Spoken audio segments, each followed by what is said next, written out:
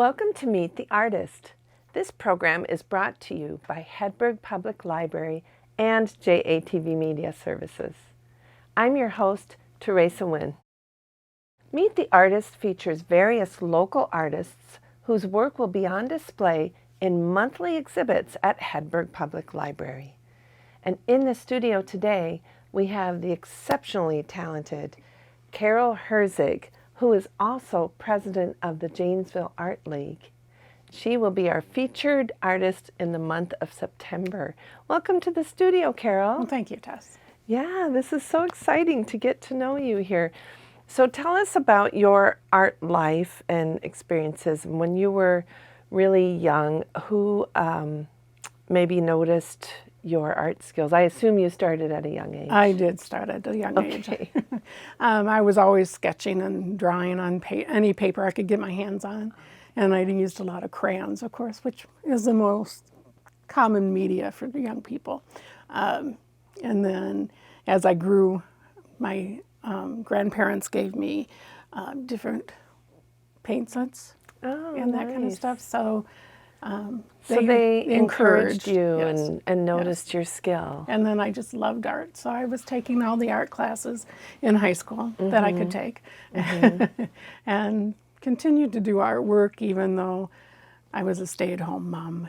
And I did the wrapping paper for the kids' gifts so that they could give it to their friends at birthday parties. Oh, I started doing cake decorating because you have to do artwork if you have to do artwork. So right, when you have that creative spirit, it just comes out of you.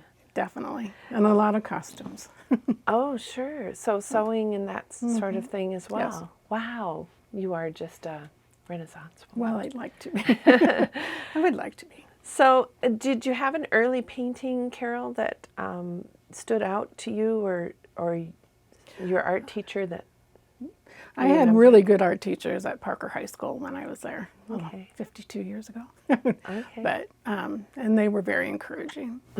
So Mrs. Tableau and Mr. Baban. So. Oh, great. Well, that's wonderful. And then beyond high school, did you continue with studying?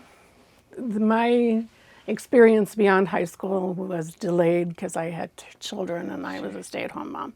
And then in the 1999, I went to college with my two sons. They were in college at the same time, so we had three of us in college. Wow. And I didn't know what I wanted to be when I grew up, so I decided that I would be a graphic designer. Well, at Whitewater, when you go for a graphic design degree, you take all the fine art classes. So that's what I did, and I opened up things again so that the floodgates were open, and I just stayed in it.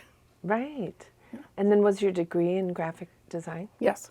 And I did the newsletter for the Art League as well as for the League of Women Voters and the Green Rock Audubon Society. So you are a very busy lady. I am. The Art League. I know, because I am a member, and I see your multiple emails coming. Yes, constantly. And it's great because you're helping to keep our art scene alive in our community, and that's so important. It is. So who has inspired you as an artist, whether it's someone you know or a famous artist? It's hard to put a finger on just one person. I'm a fan of the Renaissance, of course. That was a beautiful, very articulated art, excuse me. Yeah. And I also love Monet's and Renoir because I love that light in their work. Yes. So. And it's a bit softer. They're color palettes typically. Yes. And you explore a variety of mediums, don't you? I do. So tell me about those. I do everything from watercolor to oil, with acrylic in the middle. But Watercolor, oil, and acrylic. And acrylic. And as well as colored pencil. And so. Wow, a multitude of other arts. When I was in college, I didn't want to just pick one niche to go down. You know, they were always saying, well, pick your strongest. And I'm going, no, I want to do all of it. I want to throw pots. I want to sculpt. I want to draw. So, you know, it's, and you've explored all of these. Oh, yes, definitely. And fabric. Yes. And I design my own patterns when I'm making stuff, so. You are incredible.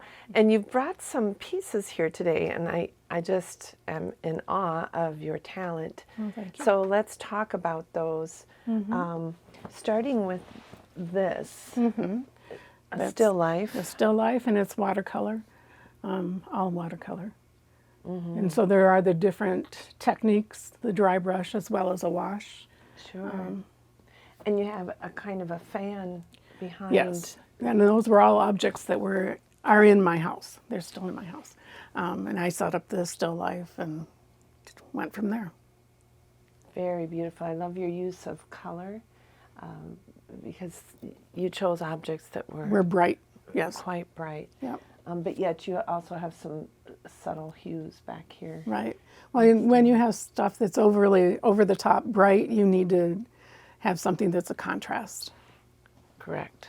So. And it has a bit of an Asian feel. Yes. To this. Well, everything is basically Asian. My husband got all of those things, except for the fan, were gifts that my husband got for his mother when he was in the Navy and in Japan. In Japan? Yeah. All right. Do you have a title for this one? It's just still life. Just still life. Yeah. You'll think of one. Yeah, exactly. And this guy, I just want to take him home. I'm not going to do that. Tell us how this process came about. Okay, so a year ago when Maui had the wildfires going and Lahaina burned, in September, a group of us with the Art League got together and we're wanting to do something to help the people in Lahaina because they lost everything. They did. And the Maui Arts League was headquartered in Lahaina, and they lost everything. So we got a hold of the Maui Arts League, and we originally sold 5-inch and 8-inch ornaments. Right. For Christmas time and stuff. Now we call them keepsakes because they're not ornaments. But anyway, that was phase one. And we were able to give the Maui Arts League $5,000 already. And now we're working on our second $5,000 with the 2-foot turtles.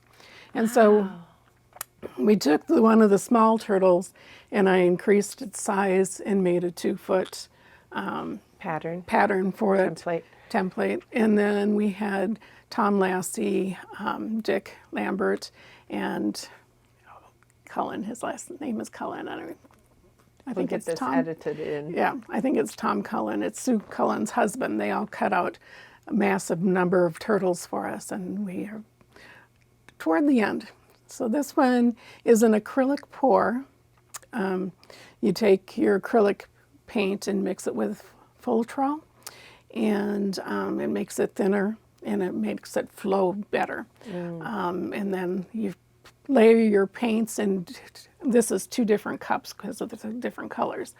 And so I had some that looked to me like sand colors and then the ocean colors. Yeah, I love and then I poured those and then moved them around so that they didn't mix totally, but they came together.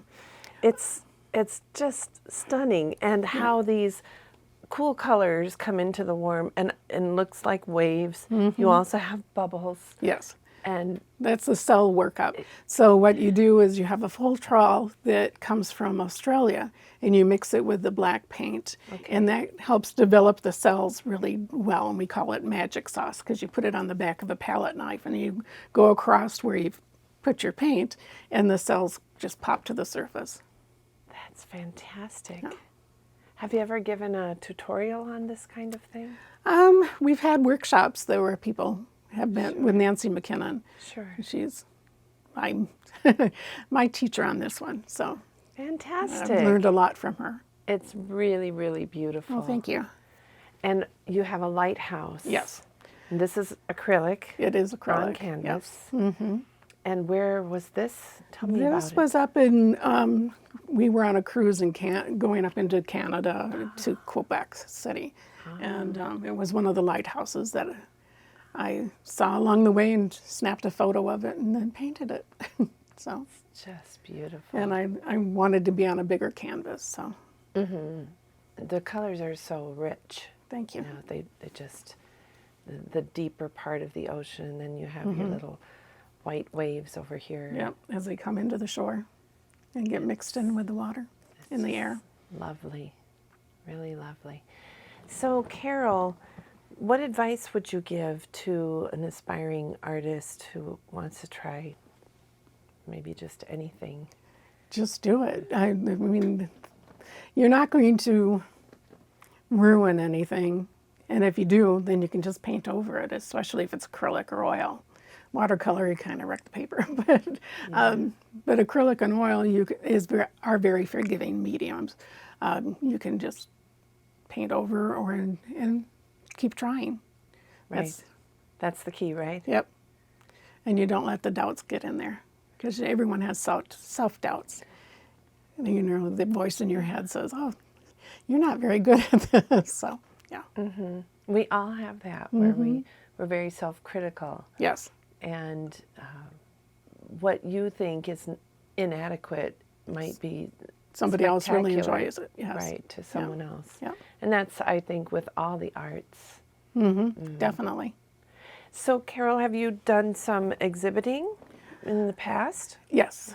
Generally with the Art League at JPAC. But I have also exhibited when I was in Whitewater going to school. I exhibited in a coffee shop there, and that was a juried show. And I'll be in the wrap show that is coming up in September and October. So. Right, that's exciting. Yes. Well, let's just do a little Art League plug, since we have the president here. So tell us about the Janesville Art League, and also a little bit about your involvement there. Okay. Well, I'm a recent joinee. I joined when the pandemic hit, because I always intended to, and then when things got a little bit slower, I was able to say, okay, now I can do it. Right. And so... anyone can join. Exactly. And we are open to artists as well as non-artists. We have a lot of members who just like to support the arts, so, which is very helpful. We have lots of shows that our artists can participate in. The only one that costs anything is the holiday art show on sale. But the other shows are free for our members to participate. Right. So. And there are Art League exhibits at the Janesville Performing Arts Center. There's one going on right now. It's called the Incredible Edible Art. So Incredible Edible Art. And then we'll you have, just want to eat the paintings. Exactly. Well, it's usually food stuff, so yeah. Right. So, and then this fall we'll be changing out to stranger art things. So I've got a couple paintings that I'm working on to go on that. Okay. So. And if someone wanted to become a member? It's real easy. You can go online. Our membership form is online. And on the website, which is? JanesvilleArtLeague.com. .com or .org, one of the two. When you type in Janesville Art League, and it's going to come up in your... It'll pop up, Janesville Art League, right. And we'll have that information for and if you want to do it the viewers via paper copy, there are membership brochures at the Women's Club. At the Women's Club, downtown Janesville. Yes. So how did you choose your pieces for this exhibit? Because they were, I still have a bunch for today, but for the library. Well, they're all bright and colorful, all of them that I've chosen, because I'm going to be on the river wall, and that's going to be in shade, backlit a lot. So I wanted something that would stand out. So there are quite a few more pieces at home that are going to be on that wall too. So, because the large ones will take up a lot of space, which is fine, but then I have a lot of smaller ones that will be. Nice. Are you excited for this? I am, yes. So are we. Yes, it'll be great. We're very excited. Thank you, Carol, for coming in today. You're welcome. And giving us a sneak peek of your beautiful art. Oh, thank you. And a chance to know the artist behind these paintings. And it's been fun. It has been enjoyable. We invite the public to come visit the library this month to check out Carol Herzig's display. And if you'd like to learn more about Carol's beautiful artwork, you can find her information displayed on your screen. Thank you all for joining me today. Please check out this program on JATV Media Services, Charter Cable Channel 994. You can also find it on JATV's YouTube channel. So remember, don't wait for another day. Go out and make some wild, whimsical, wonderful art. I'm your host, Teresa Nguyen. I'll see you next time on Meet the Artist.